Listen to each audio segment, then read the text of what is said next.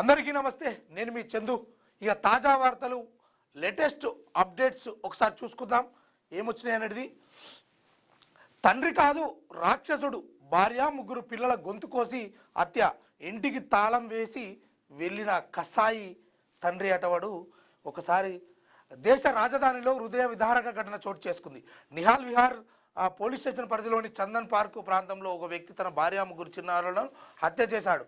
ముంచన్ కేవత్ అనే వ్యక్తి తన భార్య అనిత 35 సంవత్సరాల పాటు ముగ్గురు చిన్నపిల్లలు 9, 6, 4 సంవత్సరాలు ఉన్నటువంటి పిల్లల గొంతు కోసి అత్యంత క్రూరంగా హత్య చేశాడు. ఈ ఘాతుకానికి ఒడిగట్టిన తర్వాత ఇంటికి తాళం వేసి నిందితుడు పరారయ్యాడు. ఇంటి నుంచి దుర్వాసన వస్తుందని స్థానికుల నుంచి సమాచారం అందడంతో పోలీసులు వచ్చి ఇంటి తాళాలు పగలగొట్టి చూడగా రక్తపు మడుగల్లో కుళ్ళిపోయిన స్థితిలో ఉన్న నలుగురి మృతదేహాలను గుర్తించారు. ప్రాథమిక విచారణ ప్రకారం కుటుంబ కలహాలే ఈ సామూహిక హత్యలకు కారణమని పోలీసులు అనుమానిస్తున్నారు.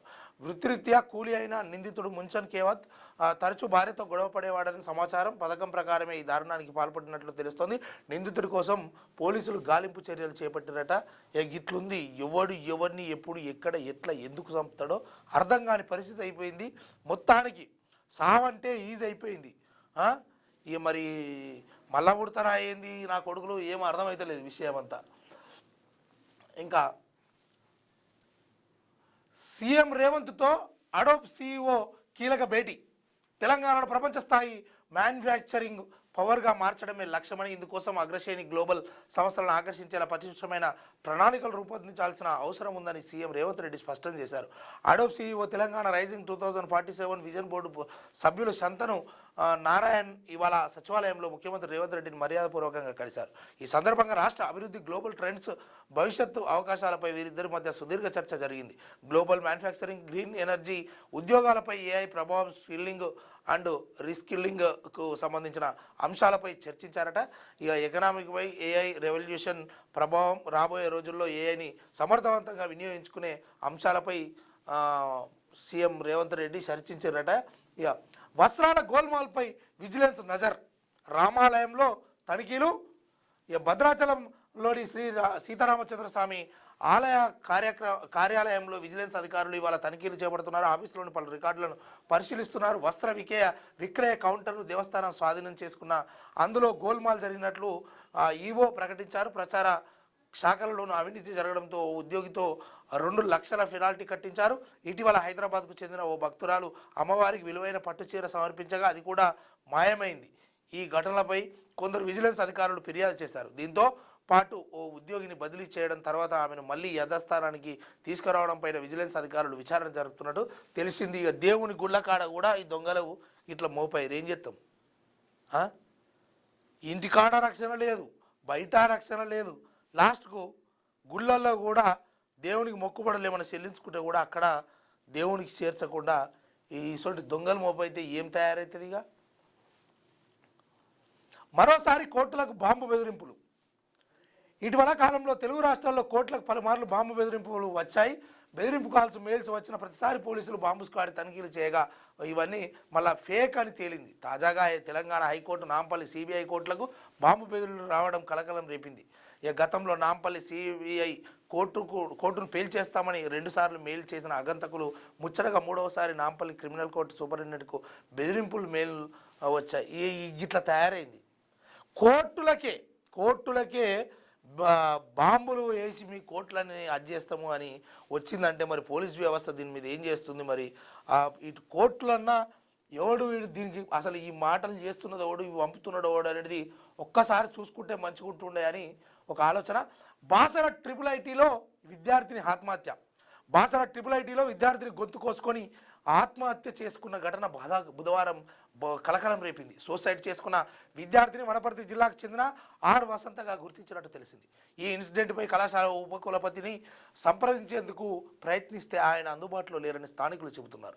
స్టూడెంట్ మృతదేహాన్ని బైన్సా ఏరియా ఆసుపత్రికి తరలించినట్టు సమాచారం. ఆసుపత్రి వద్ద పోలీసులు గట్టి బందోబస్తు ఏర్పాటు చేశారు. మీడియా ప్రతినిధులను లోపలికి అనుమతించడం లేదు. అయితే విద్యార్థిని ఎందుకు ఆత్మహత్య పాల్పడిందనే వివరాలు ఇంకా తెలియరాలేదు. తెలుసుకునే ప్రయత్నం. మరి మా బంగ్లా మాట ఏంటి? పశ్చిమ బెంగాల్ సీఎం మమతా బెనర్జీ మరి మా బంగ్లా మాట ఏంద అంటుంది.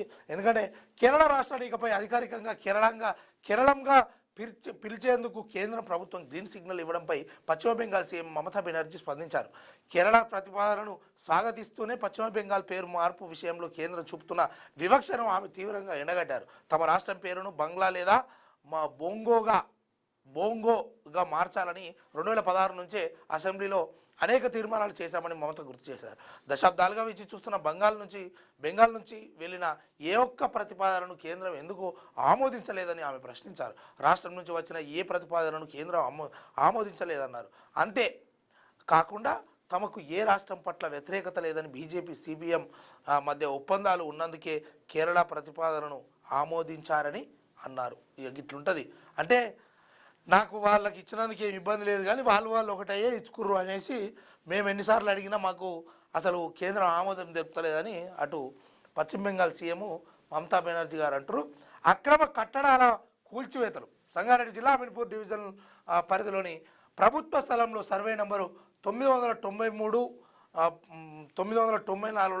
అక్రమ నిర్మాణాలు చేపడుతున్నారు. స్థానికుల ఫిర్యాదు మేరకు ఇవాళ స్థానిక తహసీల్దార్ వెంకటేశం ఆధ్వర్యంలో రెవెన్యూ సిబ్బంది విచారణ చేపట్టి కొందరు అక్రమార్కులు అక్రమ కట్టడాలు చేపడుతున్నట్టు గుర్తించారు. వెంటనే కూల్చివేతలు చేపట్టారు. అక్రమ కట్టడాల కూల్చివేతలతో పాటు చట్టపరమైన చర్యలు తీసుకుంటామని తహసీల్దార్ గారు హెచ్చరించారట. ఇక నెక్స్ట్, హైదరాబాద్ను కమ్మేసిన మేఘాలు. ఏ క్షణమైనా వర్షం పడే అవకాశం ఉన్నట్టేనట. హైదరాబాద్లో వాతావరణం ఒక్కసారిగా మారిపోయింది. ఇవాళ ఉదయం నుంచి ఎండ దంచుకోటగా మధ్యాహ్నం ఆకాశం పూర్తిగా మేఘావృతమై వర్షం పడే సూచనలు కనిపిస్తున్నాయంటూ ఈ మన వాతావరణ శాఖనైతే విషయం వెల్లడించేసింది. మీ జీవితం అద్భుతంగా ఉండాలి. విజయరశ్మికులకు ప్రధాని ఆశీస్సులు అందించినట్టుగా తెలుస్తూ ఉంది. కొద్ది గంటల్లో పెళ్లిపీటలు ఎక్కబోతున్నటువంటి నూతన వధువరులు విజయ్ దేవరకొండ రష్మిక మందనాలను ప్రధాని నరేంద్ర మోడీ శుభాకాంక్షలు తెలిపారు. ఈ వివాహ వేడుకకు తనను ఆహ్వానించిన విజయ్ తల్లిదండ్రులకు ఆయన లేఖ రాశారు. ఈ నోట్ ప్రస్తుతం నెట్టింట వైరల్ అవుతుంది. విజయ్ రష్మికల వివాహానికి ఆహ్వానం అందుకోవడం తనకు ఆనందంగా ఉందన్నారు. వారి జీవితంలో ఇది అందమైన కొత్త అధ్యాయానికి నాంది అని సప్తపది పవిత్ర సంప్రదాయంతో జీవితాంతం స్నేహితులుగా దంపతులుగా అనోన్యంగా ఉండాలని ఆశీర్వదించారు. సినిమాల్లోనే కాకుండా నిజ జీవితంలోనూ వారిద్దరు ప్రేమ అనురాగాలతో నిండిన కొత్త అధ్యాయాన్ని అందంగా నిర్మించుకోవాలని ఆశాభావం వ్యక్తం చేశారు. కాగా రేపు ఉదయపూర్లో విజయ్ రష్మిక పెళ్లి వేడుకగా ఘనంగా జరగనుంది. ఇక 46 రోజుల గస్తీ, 264 మంది అరెస్ట్, నుమాయిష్లో షీ టీమ్స్ ఆపరేషన్ అంటూ ఒక వార్త. నాంపల్లి ఎగ్జిబిషన్ సందర్భంగా మహిళలకు రక్షణగా హైదరాబాద్ షీ టీమ్స్ అద్భుతమైన పనితీరు కనబరిచాయి. జనవరి 1 నుంచి ఫిబ్రవరి 15 వరకు దాదాపు 46 రోజుల పాటు నిరంతరం గస్తీ నిర్వహించి ఆకతాయిల ఆట కట్టించాయి. ఎగ్జిబిషన్లో మహిళలను వేధించిన 264 మంది పోకిరీలను షీ టీమ్స్ రెడ్ హ్యాండెడ్గా పట్టుకున్నాయి. వీరిలో 242 మంది మేజర్లు కాగా 22 మంది మైనర్లు ఉన్నారు. పట్టుబడిన వారిలో 56 మందిపై కేసులు నమోదు చేసి కోర్టులో హాజరుపరిచారు. న్యాయమూర్తి నేర తీవ్రతను బట్టి కొందరికి జరిమానా, మరికొందరికి 2 రోజుల జైలు శిక్ష విధించారు. మరో 188 మంది ఆకతాయిలకు గట్టిగా వార్నింగ్ ఇచ్చి తల్లిదండ్రుల సమక్షంలో కౌన్సిలింగ్ నిర్వహించి వదిలేశారు. ఈ సందర్భంగా Hyderabad she teams DCP Lavanya మాట్లాడుతూ మహిళల రక్షణే తమ ప్రాధాన్యతమని తెలిపారు. ఆపదలో ఉన్న మహిళలు వెంటనే డయల్ 100 లేదా షీ టీమ్స్ వాట్సాప్ నెంబరు 9490616555 9490616555కి సమాచారం అందించాలని కోరారు. ఫిర్యాదు చేసిన వెంటనే షీ టీమ్స్ రంగంలోకి అందుబాటులోకి వస్తాయని ఒక విషయం స్పష్టమైపోయింది. మొత్తానికి ప్రస్తుతం ఉన్నటువంటి లేటెస్ట్ అప్డేట్స్, మరిన్ని అప్డేట్స్ తోటి మళ్ళీ కలుద్దాం. అప్పటి వరకు ఉంటా. Thank you. నేను మీ చందు. మీరు తెలుగు స్పష్టంగా చదవగలుగుతారా? తెలంగాణ యాస మీద మంచి పట్టు ఉందా? అయితే మీకోసం క్యూన్యూస్ ఒక మంచి అవకాశం కల్పిస్తుంది. ఇది ప్రత్యేకంగా విద్యార్థులు, గృహిణులు, వయసుతో సంబంధం లేకుండా ఎవరైనా సరే మీరు ఇంటి దగ్గర నుంచే పని చేసుకోవచ్చు. మీ వాయిస్తోనే ఇంట్లో ఉంటూనే మంచి ఆదాయం సంపాదించుకోవచ్చు. ఇంకెందుకు ఆలస్యం? వర్క్ ఫ్రమ్ హోమ్కి ఇప్పుడే సంప్రదించండి. మా నెంబర్లు 8688926084, 8143001981.